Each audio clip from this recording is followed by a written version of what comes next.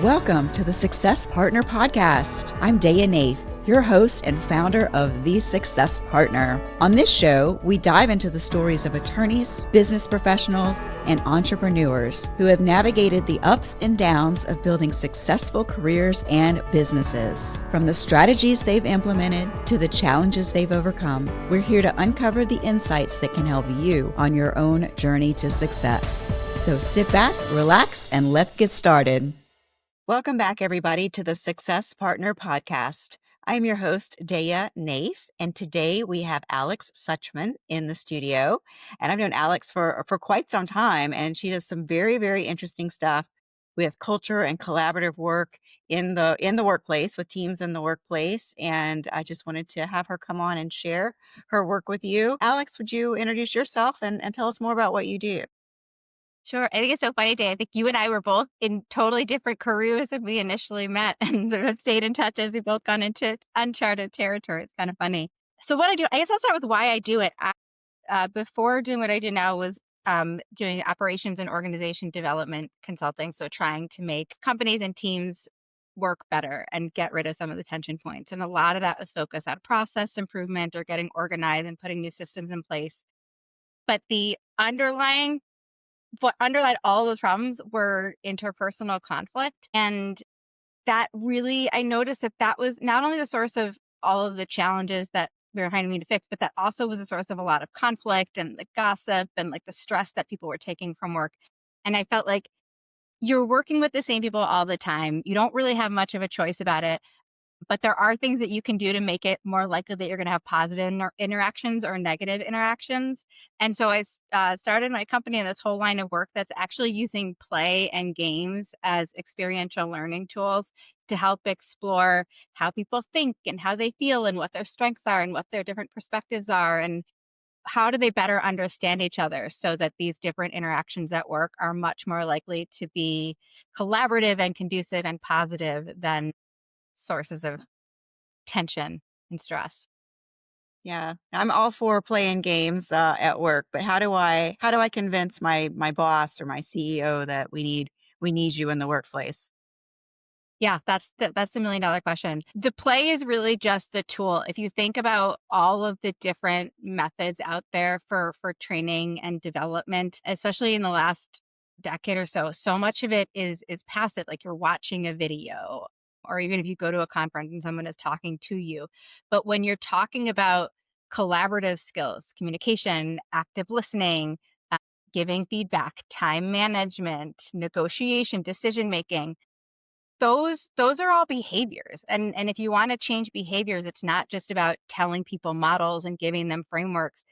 They need to practice. They need to have a chance to recognize first that there's room for improvement, and then sort of like training wheels, like, okay, what would happen if I phrased a sentence this way? Or what would happen if, instead of automatically assuming that Daya's question means that she doesn't think that I know what I'm talking about, I'm like, oh, she has a totally different role. Of course she wouldn't know this. And that happens over time. That doesn't happen instantaneously. So if you really want the learning and development and change that you're investing in to stick, you have to have an experiential component. And that's really what play is. It's like a controlled experiment environment with really low stakes to really explore the possibilities of how people can interact with each other, how they think, what they can do a little bit differently to get better outcomes. Yeah, we're talking about our past lives, and in my past life, I put on several conflict management type workshops. One of the things it would be like low stakes conflict. Like, here's a problem. Here's the toolkit. You're gonna like one of them is like camping overnight in in winter weather. Which one of these items, which five of these 10 items do you need to take with you and why, and get in a small group and discuss. And yeah, I mean, it sounds silly, but it's really a way to break the ice and learn more about the people that you work with. Yeah, a couple of months ago, I was facilitating a multi-day retreat with the team, and one of the focuses was on decision making. These were product development teams, which are very interdisciplinary. And you have the people, the engineers, you have the people who are the technical writers, you have the people that are the quality reviewers. So very different skill sets, very different ways of communicating. And they felt like the same voices were always being heard. People didn't have enough time to process information. I felt like decisions were coming up really quickly. So we played a game called The Mind that's a nonverbal communication game. And one great thing about the game is it strips out people's roles and people's education levels and their position in the hierarchy. And they're just interacting as humans.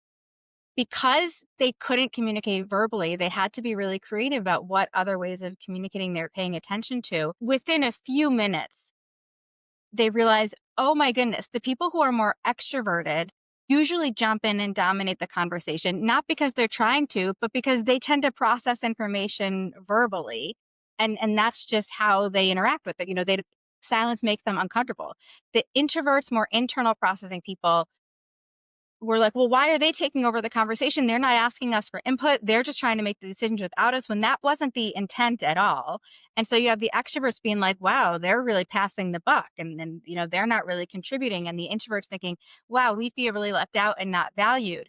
And both realize, oh, this is just how people process information. This is just what it looks like. And we're attaching a lot of meaning to it with very little prompting on the part of the facilitators. They were like, oh, so if we just send information out ahead of time before our meetings, then the people who need to read it over and think about it first can do that. Or if we structure our meetings where like the first 10 minutes, we know we're not making decisions, we're just getting clarification. And, there's no stakes in that part of the conversation. And then once we get to the end of that point, then we can move on.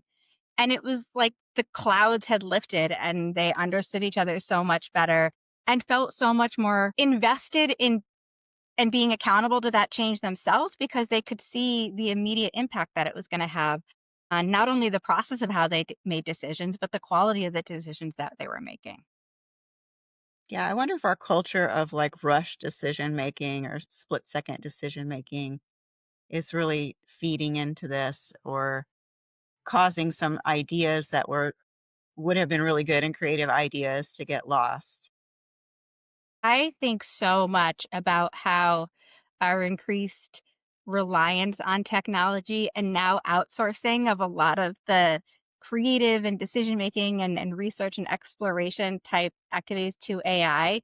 I think that's going to have a really detrimental impact on our brains and on our relationships. I think your work feels so much more meaningful when your part of it has been meaningful. You feel like it's called on your skills or your expertise. There's something that's unique to you. It's not just that you're putting in prompts and programming something. And if people don't feel ownership and pride in their work, they're not going to be as engaged. They're not going to be as motivated to perform. They're not going to be as innovative in coming up with ideas for what else can we do or what could we do better. And that literally keeps me up at night.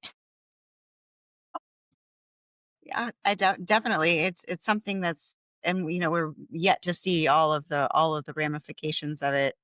But I'm an artist in my spare time, and I was just literally talking to a fellow artist. We were helping each other kind of brainstorm on how to teach and develop new artists, young artists, how there's a huge difference between artists who have gone through traditional training and know how to draw and know how to paint, and then skip ahead and use references and cheats and shortcuts and whatever, versus people who go straight for the shortcuts and don't develop the whole backbone and structure of creation before they jump light years ahead. Yeah. And when it comes to work, so much of it is relational and is based on trust. And like trust doesn't happen automatically at all. If you don't put in the work to understand each other and be seen as accountable and verify that you have the same objectives and goals and understanding of what it is you're supposed to be doing, that trust isn't going to form. And then you're not going to get accountability and you're not going to get the best performance and engagement from people. So Alex, I have a gist of kind of what you do. And does this work in remote teams, hybrid teams? Do we have to do an on-site program? How does that work? No, you can do, I mean, hybrid is the hardest, but it works equally well in person and virtually. And I actually think it's important for teams who work together on a hybrid basis or virtual that they do some of their learning and development using those same mediums because communicating in person is so different than communicating virtually. And so, when I work with teams who are mostly remote and we do an in-person offsite, we'll do all these great activities and they'll form these really great relationships. But then when it goes back to their work and they're still meeting on Zoom or mostly communicating beings on Slack or Teams, it's very different and they didn't practice that. So like, oh wait, the bond that we formed because of our sense of humor that was really easy to recognize and act on in person, that's really hard to do in Slack. And so I don't feel as connected. But there are things you can do when you're working together in a virtual way to add those elements of connections. You just need to be more thoughtful about it. What's a suggestion there? How do I convey my sense of humor in a virtual environment? Well, I think it's one of them is just establishing norms about what channels you're using. So, some people, let's say you're in Zoom or Teams and people have their videos on. Well, that's an expectation is like, do people need to have their videos on or not? And that's going to change how people engage. Even just can you see people's facial expressions? That tells you a lot about if they're listening, if they're paying attention to something else, if they're excited about something. But then norms around, well, then can you also be using the chat? Some people find it really helpful to put emojis or like, yeah, good point to put that in the chat. Some people might find that really distracting. So just talking about like, what are the norms? What channels of information should you be paying attention to because they're relevant and important? Even just something like having a conversation about that and about what's expected, what people are supposed to pay attention to, and how they're supposed to show up can go a really long way. It's great. And you shared a couple of examples with us early on, but what's a really good success story that I can sink my teeth into and know that I'm a good client for you? Oh, that's a great question.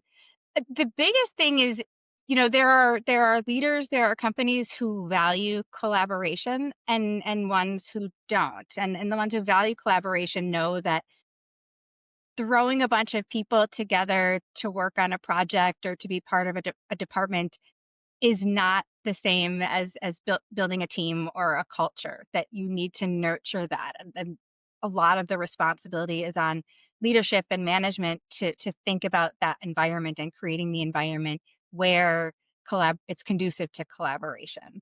So if leaders who think about people clear on where their role fits into the bigger picture, and so they know who to go to when they have questions for different types of things.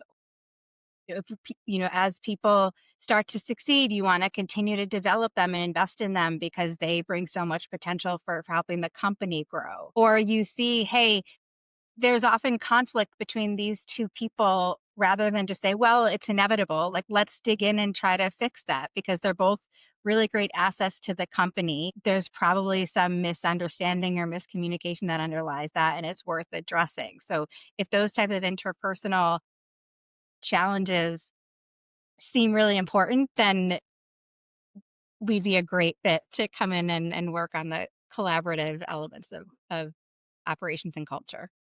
Yeah, great. And you both come in as a facilitator, but then also you do training as well.